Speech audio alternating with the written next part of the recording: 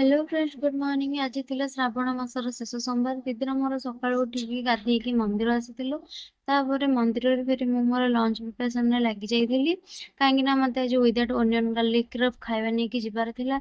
तापर मु मोर कॉलेज बाहर जाइथिली आ कॉलेज रे मोर फुल बेजित हेची।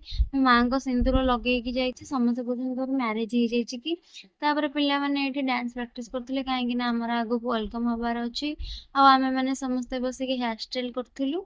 मु सीमा दीदींकर हेयर स्टाइल करथिली। आ हेयर स्टाइल टी केमती हेछि निहाती कमेंट रे जणाइबे। उषा हमर एठी थ्रेडिंग करथिला।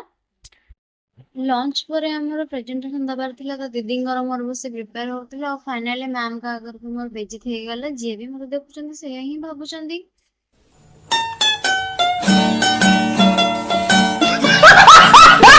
चारिटा बाजिला दिन सरिला, आस जल्दी जल्दी जी बाटेरी हो।